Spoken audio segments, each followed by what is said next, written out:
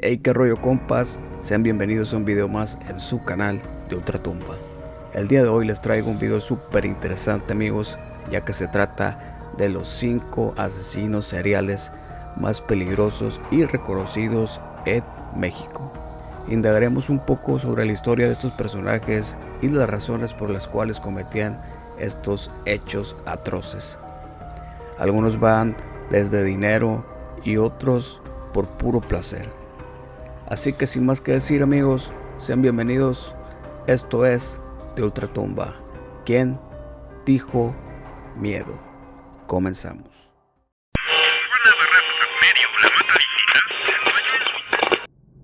Nacido el 16 de junio de 1982 en el municipio de Texcoco, México, apenas se conocen datos sobre la vida de nuestro protagonista antes de los crímenes, salvo que se casó 2 veces. De ambas uniones, César Armando fue padre de 2 niños, uno con cada mujer. La última, de nombre América, convivía con su hijo y su marido en el municipio de Tutitlán, sin saber que éste, durante su jornada laboral como conductor de autobús en la ruta 02 del metro Chapultepec a Valle Dorado, había iniciado su carrera criminal cazando mujeres. Tampoco sospechó jamás que todos los regalos que a menudo le entregaba en realidad procedían de las víctimas. César Armando robaba todas las pertenencias de las chicas tras asesinarlas. El chofer aprovechaba la vulnerabilidad de las víctimas para abordarlas en plena noche. Para ello, empleaba el mismo modus operandi para cada asalto. Simulaba un fallo mecánico en el autobús, ordenaba bajar a todos los pasajeros menos a la mujer elegida para cometer la agresión. Entonces, César Armando se ofrecía a llevarla a su destino y cuando restablecía la marcha, cambiaba la dirección, aparcaba en un lugar alejado y comenzaba el suplicio. La golpeaba y violaba ferozmente y a continuación la asfixiaba hasta arrebatarle la vida. Después registraba sus pertenencias y robaba todo aquello que pudiese utilizar después, o bien como regalo sorpresa para su esposa, o como mero recuerdo a modo de trofeo. Ropa, perfumes, relojes, planchas de pelo y teléfonos fueron algunos de los objetos con los que llegó a agasajar a América, alegando que los había comprado en una estación de metro. Por último, y como colofón del crimen, el chofer arrojaba el cadáver a canales o parajes desérticos de regiones cercanas. Entre el 4 de julio de 2011 y el 18 de enero de 2012, César Armando cometió 7 asesinatos, aunque su carrera criminal empezó un año antes, el 21 de junio de 2010, cuando atacó a una pasajera de su ruta, que milagrosamente sobrevivió. Gracias a este testimonio y a su denuncia, las autoridades pudieron vincular los 7 asesinatos posteriores y dar con el responsable de tal magna crueldad. De no haber sido por esta superviviente, la policía habría tardado aún más tiempo en dar con él. Nadie podía imaginar que, detrás de ese aspecto tosco y primitivo, se escondía un violador y asesino en serie. De hecho, su alias El Coqueto, adquirido por la leyenda escrita en letras rojas en el parabrisas de su autobús, jamás hizo alusión a sus habilidades como seductor. En consecuencia, algunos expertos señalan que esto habría generado en él una frustración que derivó en un odio hacia las mujeres. El 26 de febrero de 2012, un operativo policial detuvo al asesino en Ciudad de México, acusado de 7 asesinatos y 8 violaciones. Violé a 8 mujeres, de las cuales maté a 7 por miedo a que me denunciaran, afirmó César Armando durante el interrogatorio. Apago el microbús, me le acerco a ella y le digo, ya valió madre, hija de madre, no pongas el pedo. Pero que ella me contesta, ¿por qué? Porque te voy a hablar. Forcejeamos en el trayecto del pasillo del microbús y en un asiento se tropieza con una pata de un asiento, a lo que hace que caiga ella en otro asiento y yo caigo encima de ella. En ese momento la empiezo a estrangular.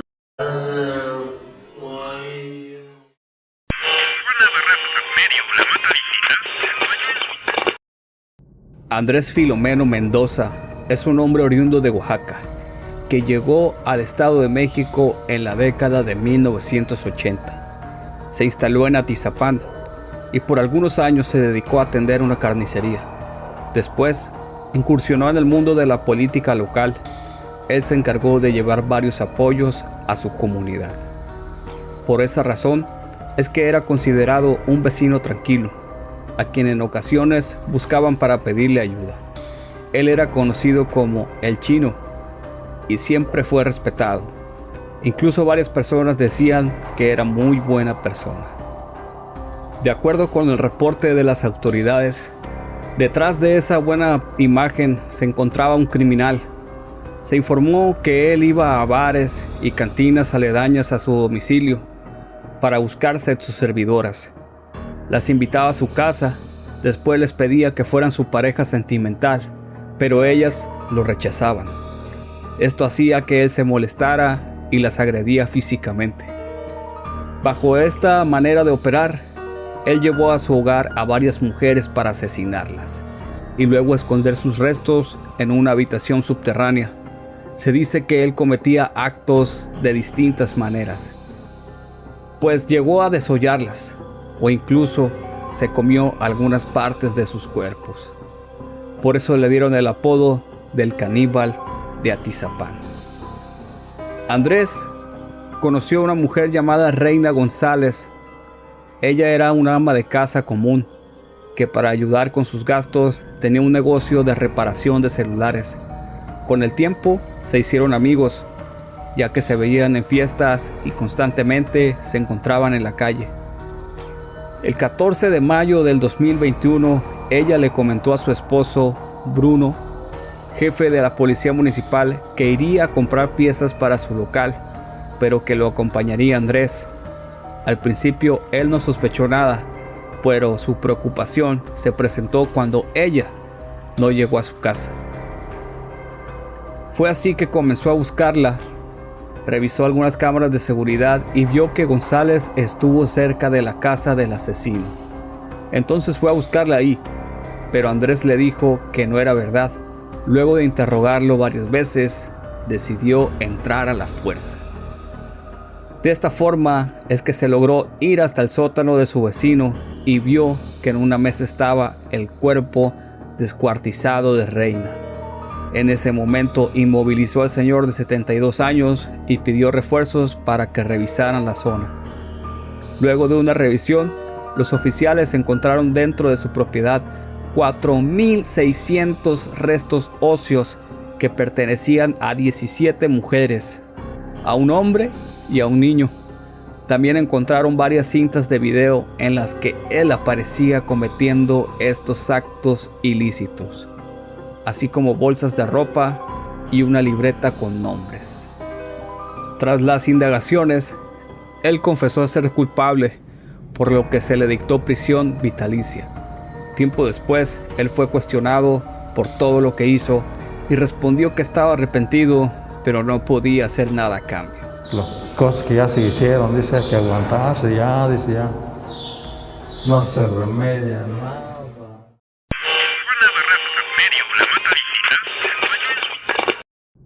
Óscar García Guzmán, nacido el 2 de febrero de 1990, mejor conocido como el Monstruo de Toluca. Fue a finales de octubre del año 2019 que un hombre de 28 años de edad comenzó a ser buscado en el Estado de México.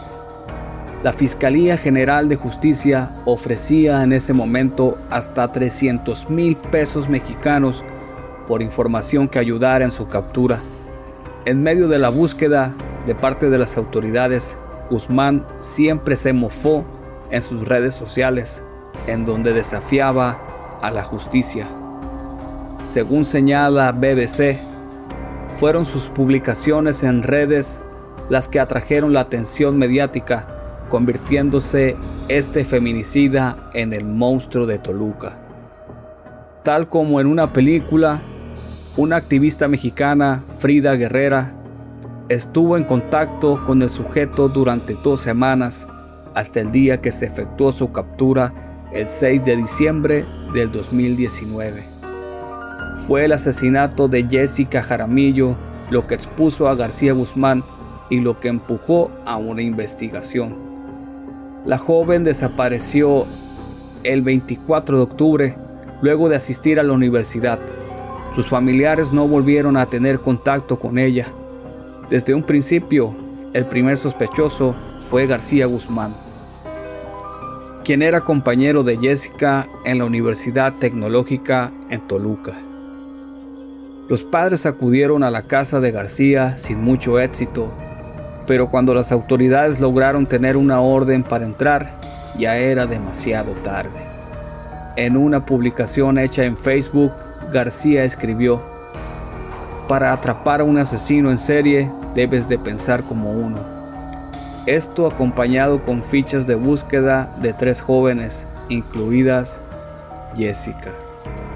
Los padres de Jessica acudieron repetidamente a la casa de Oscar, sin embargo, este negó haberla visto.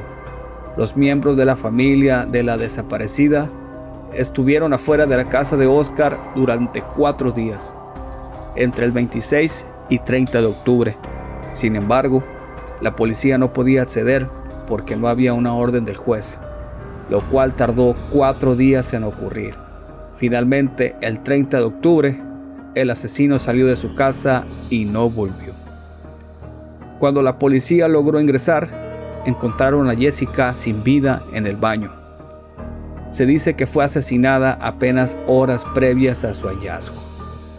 Medios señalan que los cuerpos de otras 2 mujeres fueron localizados en la casa del asesino.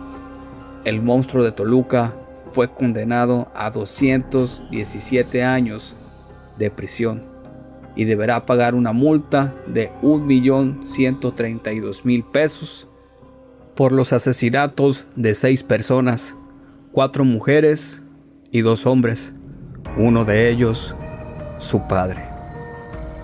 En una llamada con su madre, Oscar confirmó que él fue quien asesinó a su padre, siendo menor de edad, cuando solamente tenía 16 años. ¿Qué onda? ¿Qué onda? ¿Cómo estás, hijo? Pues, no, yo no importo. Oye, ¿mis mascotas? Ahí están, nada más que ahorita mañana voy a ir primero contigo porque creo que tienes audiencia, ¿no? Ay, no, yo ya... Mira, mis 3 opciones son estas. Ajá. Escúchalas. Sí. Pero no sientas gacho. Ajá. Hay de 3 sopas, o me matan, o me suicido, o muero aquí de viejo, pero es lo único que hay para mí, ¿va? Ay, hijo. Es lo que hay. Uh-huh. O sea, no, lo acepto, o sea, fue lo que le dije, fue lo que le dije al detective cuando me entregué. Le dije: mira, yo nomás quería que mis mascotas estuviesen bien. Si mis mascotas están chidas, de mí que sea lo que sea. Pero tenía la duda de que fue de, como ya no te he visto, no sé si te enseñaron la grabación y todo, o sea, todo lo que dije pues sí es neta. O sea, no, ¿para qué te miento? O sea, ¿para qué te choreo? O sea, si yo maté a papá, yo maté a la hermana de tu novio, pero... O sea, yo también entiendo si pues no me quieren ver, ¿no? O sea, sí lo entiendo. Digo, sí me la estoy pasando gacho, pero pues, o sea, es lo que es. No, pues también pues, soy un asesino, tampoco es como para que me la esté pasando chido, ¿no?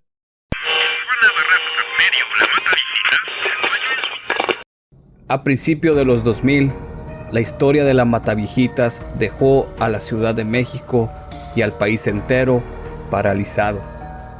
No solo porque se trataba de uno de los primeros casos de asesinatos seriales en la ciudad, sino también por el tipo de víctimas que la asesina elegía.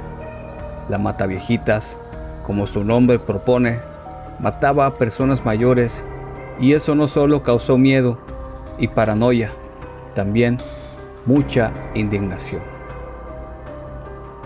La Mataviejitas es la primera asesina serial en la historia mexicana. Su nombre real era Juana Barraza Samperio. De acuerdo con Milenio, Barraza era una empleada doméstica, pero según la historia, tenía otra vida como asesina, y sus víctimas eran personas de la tercera edad a la que ofrecía su ayuda como una manera de acercarse a ellas sin que sospecharan nada. La BBC reporta que todo comenzó a mediados de los 90s, cuando comenzaron a reportarse varios casos de personas mayores que habían sido asesinadas.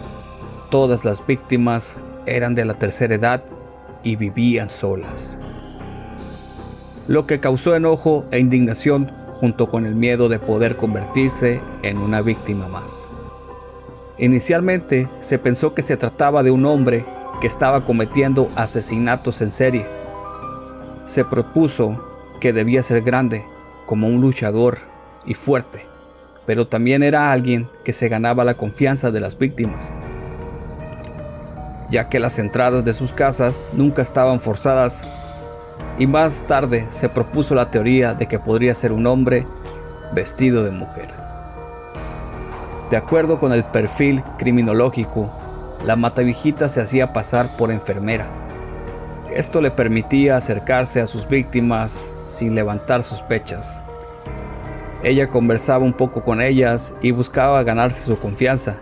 Después las acompañaba a casa, ofreciéndole distintos programas de beneficencia para adultos mayores y su ayuda con algunas tareas del hogar. Y es ahí cuando las asesinaba, las ahorcaba y robaba algunos objetos de valor. Todo cambió en el 2006, cuando Barraza se topó con una mujer llamada Ana María y ofreció ayudarla. De acuerdo con Milenio, ambas mujeres entraron juntas al departamento de Ana María y la Mataviejitas salió unos momentos después.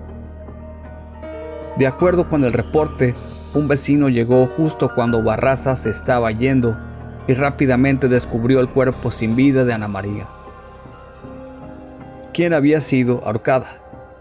Así que llamó a las autoridades, que realizaron una persecución y finalmente atraparon a Barraza, quien en su juventud había sido luchadora con el nombre de la Dama del Silencio. Lo más sorprendente fue descubrir que el asesino era en realidad una mujer, quien dijo a los expertos que la entrevistaron que había sufrido una infancia llena de abusos y dificultades, con una madre alcohólica y un padre que le prohibía ir a la escuela por ser mujer. Además de que quedó embarazada siendo muy joven y tuvo que luchar por mantener a sus hijos. Yo odiaba a las señoras porque mi mamá me maltrataba, me pegaba y siempre me maldecía. Ella me regaló con un señor y yo fui abusada. Por eso odiaba a las señoras. Yo sé que no es excusa, porque no merezco perdón ni de Dios ni de nadie. Juana Barraza ahorcaba a sus víctimas después de convencerlas de que la llevaran a sus casas con el pretexto de realizar tareas domésticas, y finalmente fue detenida en 2006 a los 48 años. Ella usaba su fuerza física para dominarlas, las golpeaba y utilizaba elementos encontrados en sus hogares para ahorcarlas, aunque también llegó a usar armas punzocortantes. De acuerdo con Milenio, fue acusada de al menos 17 asesinatos. Un dato interesante es que la Mataviejitas era fanática de la lucha libre y, de acuerdo con algunos reportes, en su juventud llegó a ser parte de ese mundo manejando a algunos luchadores. Ella no era profesional, pero usaba sus trajes coloridos, se pintaba el pelo y tenía el nombre artístico de la Dama del Silencio. Y este fue usado también para identificarla en los medios cuando se reveló que era la asesina. Yo soy la señora Juana Barraza Samperio. ¿Ruda o técnica? Ruda de corazón. ¿Y dónde es más ruda, aquí o en casa? Ah, pues en los dos lados. A Juana Barraza pronto se le acusó de un mínimo de 10 asesinatos, pero durante su juicio el número subió a 17 y como resultado recibió una condena de 759 años, aunque esto bajó a 50 debido a que se determinó que esa es la pena máxima que se le puede dar a una persona. Juana Barraza eventualmente se casó en prisión, se divorció y actualmente se encuentra en el penal de Santa María, del que podría salir a los 98 años. En una entrevista, de acuerdo con Milenio, Barraza alegó que es inocente y que se encuentra pagando una pena por un error.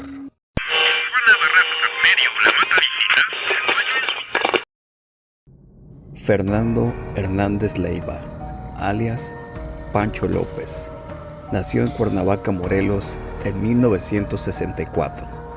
Fue condenado en 1986 por 33 cargos de homicidio. Escapó de prisión en 2 ocasiones. Es un asesino serial que en 1986 confesó haber asesinado a más de 33 personas. Según los exámenes psicológicos que se le realizó en esos años, se tuvo como resultado que Pancho López era un psicópata que mataba por satisfacción personal. Cuando lo detuvieron, confesó que había matado a más de 100 personas. Sin embargo, muchos dudaron de lo que decía, ya que no se tenía registro de gran parte de estos crímenes. Sin embargo, en las investigaciones fue saliendo la verdad de estos casos. En el momento que la prensa cuestionó a Hernández Leiva del motivo de los asesinatos, simplemente contestó: los maté porque tenía que hacerlo, no sé hacer otra cosa. Hernández Leiva realizó sus crímenes en los estados de Morelos, Jalisco, Colima, Guanajuato, Michoacán y en Ciudad de México. Después de escapar de prisión 2 veces, Pancho López fue arrestado en Cuernavaca, Morelos, en 1999. En este mismo año, las autoridades lo acusaron de 137 homicidios, 6 secuestros y robos. Confesó que fue obligado a emitir estas declaraciones, ya que fue torturado por la policía, además que su esposa fue amenazada de muerte. Finalmente, Hernández Leiva intentó suicidarse en su celda, pero por su peso se lo impidió, ya que pesaba más de 150 kilos y la cuerda no soportó, impidiendo su suicidio. Actualmente, él se encuentra cumpliendo su condena en el Centro Federal de Readaptación El Altiplano. El examen psicológico arrojó que Hernández mostró una alta inteligencia, nerviosismo, remordimiento y vergüenza. A los 36 años de edad dijo que era inocente de la mayoría de los cargos en su contra, pero admitió haber secuestrado a un periodista en Jalisco y haber asesinado a un policía en Morelos. Carece de estudios superiores y laboralmente era inestable. Por lo general no tenía relación con sus víctimas, simplemente las mataba para poder robarles sus pertenencias. Eran hombres y mujeres. El número final se tuvo por resultado un total de 137 víctimas, pero no se sabe con exactitud, ya que al principio se sabía que eran 100. Sin embargo, con el pasar de las investigaciones, el número fue incrementando. No hay una descripción detallada de sus víctimas, no se encuentra registro del perfil victimológico y no hay información general de ellas. Los crímenes, según las autoridades, fueron cometidos a lo largo de varios años en los estados de Morelos, Jalisco, Colima, Guanajuato y Michoacán. No hay más información acerca de los lugares de los hechos. Hernández Leiva asesinaba a sus víctimas principalmente para robarles pertenencias, utilizaba arma de fuego, los asaltaba y posteriormente los mataba. Cuando las autoridades mexicanas informaron que habían detenido a un sujeto que afirmaba haber matado a más de 100 personas, muchos dudaron que esto fuera cierto, ya que no se tenía registro de la mayor parte de dichos crímenes. Poco a poco, sin embargo, fue surgiendo la verdad. Fernando Hernández Leiva, alias Pancho López, nacido en Cuernavaca, fue condenado en 1986 por 33 cargos de homicidio. Cuando Pancho López fue transferido a una penitenciaría del estado de Morelos, hubo protestas públicas de personas que querían hacer justicia por su propia mano e insistían en que los dejaran lincharlo. «Queremos su sangre», gritaba la gente. El criminal fue puesto en máxima vigilancia, pues ya conocía la manera de escapar de prisión. El fiscal del caso, para la fecha, José Leonardo Castillo, manifestó que, a pocos días de haberse iniciado la investigación, el conteo de muertes que se le achacaban a Hernández Leiva comenzó a crecer de manera alarmante, hasta llegar a las 137 que finalmente le fueron imputadas. Poco se sabe del caso de Fernando Hernández Leiva. Actualmente se encuentra en el reclusorio de máxima seguridad La Palma, ubicado en Ciudad Juárez.